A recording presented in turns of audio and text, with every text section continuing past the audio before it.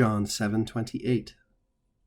Clamabat ergo docens in templo Iesus et dicens, et me scitis, et unde sim scitis, et a me ipso non veni, sed est verus qui misit me, quem vos non scitis. Therefore, Jesus, as he was teaching in the temple, was calling out and saying, "You do know me as well, and whence I come, or where I come from, you know. And I have not come of my own accord, but he who has sent me is true, he whom you all do not know." This is a longish verse by our standards, I suppose.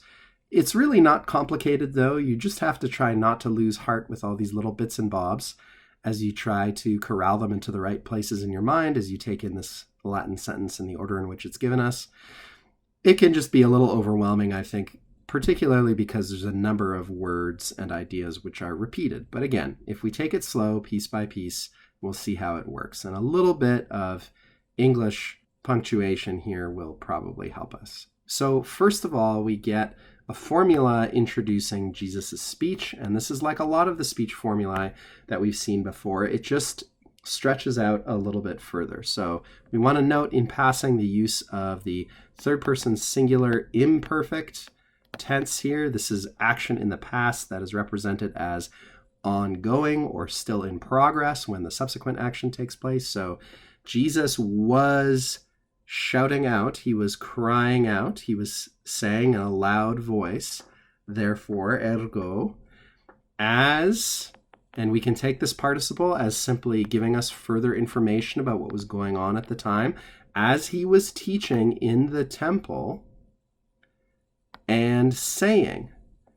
Now, we might ask, if we've already got clamabat, which of course is a verb of speech, why do we need et dicens? Well, in part because this is how our evangelist wrote in Greek, rather pleonastically from our perspective, from an English perspective, which is to say fulsomely with words that we would consider redundant according to our idiom.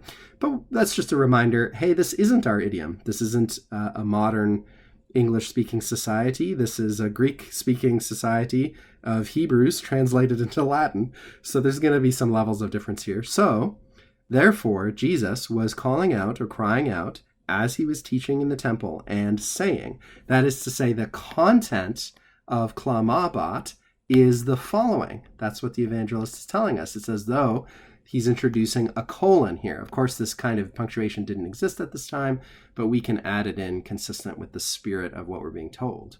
Now, I'm a little uncertain, I have to confess, about what to do with et here.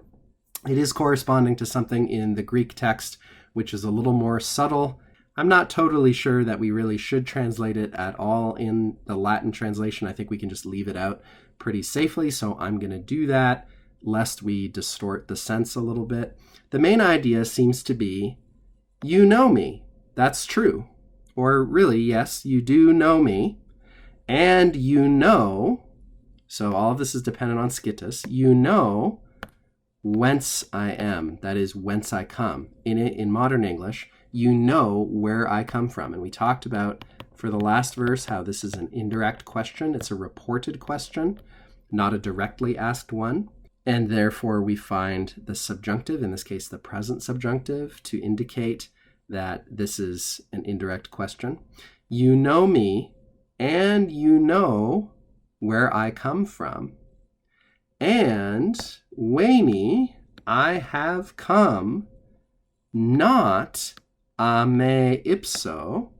This is an important phrase. It's an idiom. It means something like of my own accord. Of course, literally it means from me, myself. What Jesus is doing here is contrasting the claim to authority of one who simply comes to speak on his own account, as opposed to one who speaks on behalf of another who has sent him. That's the main theme of this chapter, and an important theme in the Gospel of John as a whole. So I have not come a me ipso, from myself, that is to say, of my own accord, on my own account. But he who has sent me, qui misit me, est verus. He who has sent me is truthful. He whom you do not know. He's the one you don't know. In other words, he's refuting them directly. He's saying, you claim to know me, but you don't actually know the one who sent me, my Father, whose message it is that I'm delivering. I'm not delivering my own message on my own account. I'm speaking for him. Now, quem here is used mostly, this relative pronoun, to sort of tack on a meaning equivalent to et eum. So he who sent me is truthful, and it's him, we might say in English, you all do not know. You all do not know him. You say that you know me, but you're ignorant of the one who sent me. Therefore, you don't really know me as well as you think you do either. So quem and the relative pronoun in general can be used this way even to begin a new sentence. That seems awkward to us, but you can begin a sentence in Latin, and authors very frequently did, with a relative pronoun, which more or less begins by saying, and also this person, whom or who we've just mentioned, so on and so forth.